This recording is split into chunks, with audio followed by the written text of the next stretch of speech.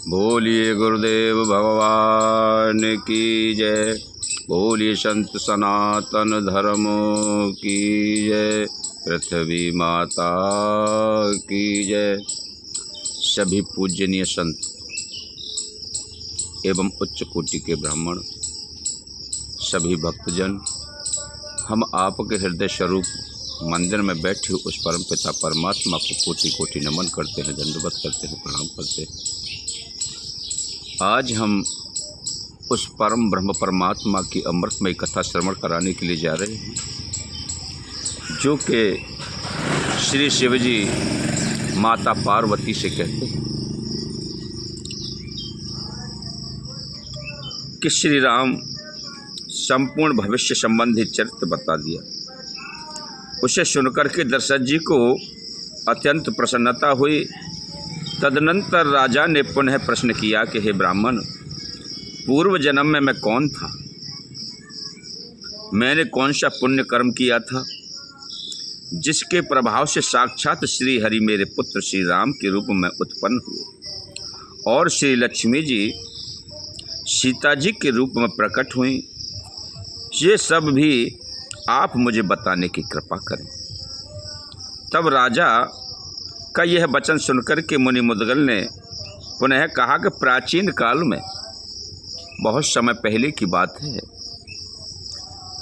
साहरादि पर्वत पर करवीरपुर नगर में एक धर्मदत्त नाम के ब्राह्मण रहा करते थे। वे बड़े ही धर्मात्मा थे, विष्णु का व्रत रखते थे और भली भांति भगवान विष्णु की भक्ति में तत्पर रहते थे। वे ओम नमो भगवते वासुदेवाय इस 12 अक्षर मंत्र का निरंतर जाप किया करते थे। वे अत्यंत अतिथि प्रिय थे।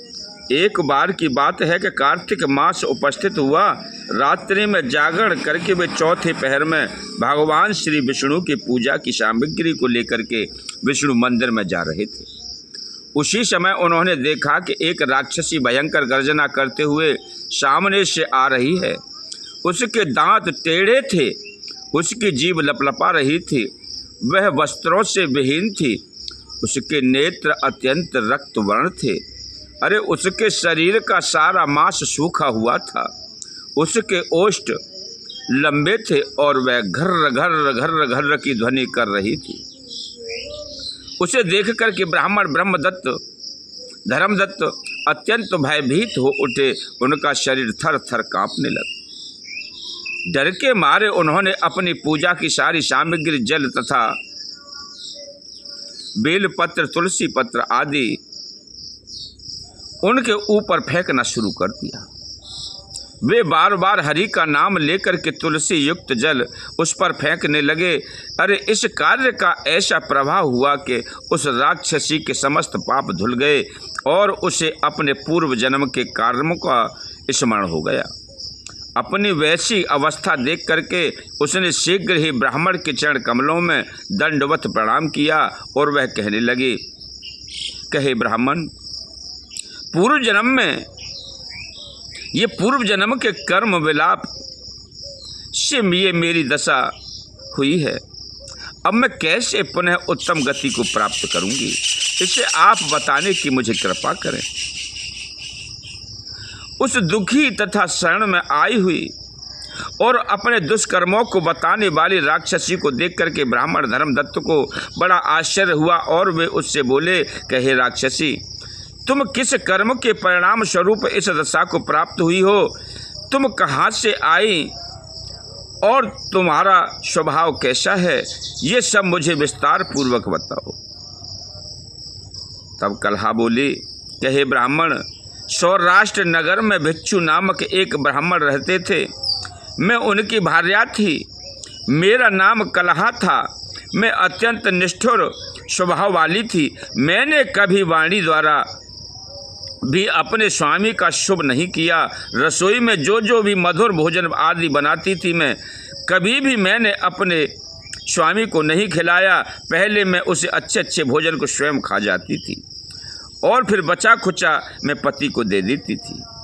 एक दिन मेरे पति ने अपने मित्र के पास जाकर के इस प्रकार व्यवहार बताया और यह भी बताया कि मेरी पत्नी मेरे को ऐसा व्यवहार करती है और मेरी बात को मानती नहीं है, वो सदैव उल्टा चला करती है। अरे अब मैं क्या करूं? तब मित्र ने बताया कि क्षण भर मन में विचार किया। तत्पश्चात उसके मित्र ने मेरे पति से कहा कि हे मित्र, मैं तुम्हें एक उपाय बताता हूं, तुम अपनी पत्नी से सदा उल्टी बात कहा करो। वह तुम्हारे कहे वाक्य के अनुसार विपरीत अवश्य करेगी, इससे तुम्हारा अभीष्ट कार्य सिद्ध हो जाएगा। अरे उनसे ऐसा ही कहूँगा, कह करके मेरे पति घर वापस आ गए और मुझसे बड़े प्यार से कहने लगे कि हे भार्ये, मेरा मित्र बहुत दुष्ट है, उसे तुम कुछ भोजन के लिए मत कहना, उसे भोजन के लिए मत बुलाया करो। अपने पति के इस प्रकार के वचनों को सुनकर के मैंने अपने स्वामी से कहा, अरे आपका वह मित्र तो सज्जनों द्वारा सम्मानित और ब्राह्मणों में अत्यंत श्रेष्ठ है, मैं उन्हें आज ही भोजन के लिए बुलाती हूँ। इतना कहकर के मैं स्वयं गई और पति के मित्र को बुला लाई। तब से लेकर के मेरे पति विपरीत वचनों का पालन किया करते थे और मुझसे उसी कार्य को करवाने लगे। एक दिन की बात है, मेरे पति के पिता का श्राद्ध था। उस दिन पति मुझसे बोले कि हे प्रिय, आज मेरे पिता का क्षयाह श्राद्ध है, किंतु मैं श्राद्ध नहीं करूँगा। पति का वह वचन सुनकर के मैंने श्राद्ध के लिए सभी ब्राह्मणों को निमंत्रण किया और पति को धिक्कारा। अभी आप श्राद्ध क्यों नहीं करते? अरे पुत्र होते हुए भी क्या आप पुत्र के धर्म को नहीं जानते? आपकी गति क्या होगी? वे पुनः मुझसे बोले, आज तुम भोजन मत बनाना। हे प्रिय, तुम बहुत से ब्राह्मणों को निमंत्रण मत देना, केवल एक ब्राह्मण को ही निमंत्रण करना। अपने स्वामी की बात सुनकर के मैंने 18 ब्राह्मणों को श्राद्ध के लिए आदर पूर्वक निमंत्रण किया और अनेक प्रकार के पकवानों तथा व्यंजनों को बनाया। इसके बाद वे बड़े प्रेम से मुझसे बोले कि हे प्रिय, तुम मेरी बात ध्यान से सुनो। तुम मेरे साथ पहले मीठे मीठे पकवानों का भोजन कर लो, उसके बाद अपना जो झूठा भोजन बचे उसे ब्राह्मणों को परोसना। पति के द्वारा ऐसा कहे जाने पर मैंने उन्हें पुनः धिक्कारते हुए कहा कि आप पहले स्वयं भोजन कर फिर बाद में ब्राह्मणों को कराने के लिए क्यों कहते हो? इस प्रकार मना करते करते किसी तरह उन्होंने सभी अंगों सहित श्राद्ध पूरा किया। अरे पिंडदान आदि सब कर चुकने के तदनंतर पति मुझसे फिर बोले, आज मैं उपवास करूंगा, इसमें संदेह नहीं है। तब मैंने अनेक प्रकार के मिष्ठानों का उन्हें भोजन कराया। तदनंतर मेरे स्वामी उल्टा बोलना है, ये देववश भूल गए और मुझसे बोले कि हे प्रिय, इन पिंडों को ले जाकर के आदर पूर्वक किसी तीर्थ में विसर्जन कर दो। फिर क्या था, मुझे तो पति के वचनों के विपरीत ही करना था। मैंने उन पिंडों को ले जाकर के अपवित्र स्थान में फेंक दिया। ये देख कर के मेरे पति हाय हाय हाय, ये क्या किया, इस प्रकार कहने लगे। पुनः कुछ क्षण विचार करके कहने लगे कि पिंडों को तीर्थ में मत विसर्जन करना। फिर क्या था, मुझे तो विपरीत ही कार्य करना था। मैंने उन पिंडों को वहां से उठा करके फिर आदर पूर्वक तीर्थ में विसर्जित किया। इस प्रकार मैंने कभी भी पति के वचनों का पालन नहीं किया। नित्य कलह करने वाली मुझसे जब उनका खन मन हो गया तो मेरे पति ने दूसरा विवाह करने का निश्चय कर लिया और मन बनाया। हे ब्राह्मण, तब मैंने विष खा करके अपने प्राणों का परित्याग कर दिया। तदनंतर यमदूत मुझे बांध करके ले गए और यमराज ने मुझे देख करके चित्रगुप्त से पूछा, कहे चित्रगुप्त, देखो और बताओ तो इसने कोई अच्छा कर्म किया है या केवल बुरा कर्म ही किया है, ताकि उसके फल इसको प्राप्त हो सकें। कलहा बोली। तब चित्रगुप्त ने मेरी भर्त्सना करते हुए कहा कि इसके द्वारा कोई भी शुभ कर्म किया हुआ नहीं दिखाई देता। ये सदा मिष्ठान आदि भोजन स्वयं करती और पति को कभी नहीं देती थी। अतः यह बगुली की योनि प्राप्त करे और अपनी ही विष्ठा को खाने वाली बने। हे यमराज, ये सदा अपने पति के द्वेष करती थी और नित्य ही कलह मचाए रखती थी। अतः यह विष्ठा खाने वाली शूकरी की योनि प्राप्त करे। यह भोजन बनाने वाले पात्र में पति से छिप कर के अकेले ही सब खा जाती थी। इस कारण यह अपने ही संतान को खा जाने वाले विडाल की योनि को प्राप्त करे। साथ ही पति के उद्देश्य से इसके आत्मघात किया है। अतः यह अति निंदित प्रेत योनि में अकेले ही रहे। अब इसे यमदूतों के द्वारा मरुत देश में भेजा जाना चाहिए। वहाँ एक प्रेत शरीर पाकर के चिरकाल तक रहे। यह अशुभ कारिणी पूर्वोक्त तीनों निंदित योनियों को प्राप्त करे। कलहा बोली, हे ब्राह्मण, तदनंतर क्षण भर में ही यमदूतों ने मुझे मरुस्थल में पहुंचा दिया। मुझे प्रेत शरीर प्रदान करके वह यमदूत यमलोक लौट गए और वहीं मैं 15 वर्षों से इस प्रेत से यहाँ पर स्थित हूँ। मैं अपने दुष्कर्मों के परिणाम स्वरूप अत्यंत दुखी हूँ और भूख प्यास से पीड़ित रहती हूँ। इस प्रकार भूख से पीड़ित मैं एक वैश्य के शरीर में प्रविष्ट होकर के दक्षिण देश में कृष्णा एवं वैणी नदी के संगम पर गई और वैश्य शरीर में जब उस पवित्र संगम पर कर रही थी तो भगवान शिव तथा विष्णु के गणों ने मुझे बलपूर्वक उस वैश्य के शरीर से अलग कर दिया। तदनंतर हे द्विज, भूख से अत्यंत पीड़ित होते हुए तथा इधर उधर भ्रमण करते हुए मुझे आप दिखाई दिए। आपके हाथ से मुझ पर छोड़े गए तुलसी पड़े जल के स्पर्श से मेरे सारे पाप धुल गए हैं। अतः हे विप्रेंद्र, अब आप ऐसी कृपा करें जिससे मैं आगे होने वाली 3 योनियों से मुक्त हो जाऊं और मेरा यह प्रेत शरीर छूट जाए। हे मुनिश्रेष्ठ, मैं आपकी शरण में आई हूँ, मेरा उद्धार कीजिए। कलहा के इस प्रकार के वचनों को सुन करके पाप कर्मों से भयभीत दुखी आश्चर्य युक्त होकर और उसके पश्चाताप को देख करके कृपा परायण चित्त वाले थे ब्राह्मण बहुत देर तक सोच विचार करने के बाद दुख पूर्वक उससे यह मधुर वचन बोले। कहे कलहे, सभी पाप तीर्थाटन दान तथा व्रतोपवासक आदि करने से नष्ट हो जाते हैं, किंतु प्रेत योनि में होने से तुम्हारा इन पर अधिकार नहीं है। तथापि तुम्हारे इस पश्चाताप को देख करके मेरा मन दुखी हो गया है। अब जब तक तुम दुखता का उद्धार नहीं हो जाता तब तक मेरा मन शांति नहीं प्राप्त करेगा। तुम्हारा यह अत्यंत निंदित प्रेतत्व और 3 योनियों का भोग कराने वाला पाप अत्यंत उग्र है। यह सामान्य पुण्य से नष्ट होने वाला नहीं है। अतः जीवन पर्यंत मैंने कार्तिक मास व्रत के द्वारा जो पुण्य फल अर्जित किए हैं उस पुण्य के आधे भाग को मैं तुम्हें देता हूँ। उससे तुम उत्तम गति को प्राप्त करो।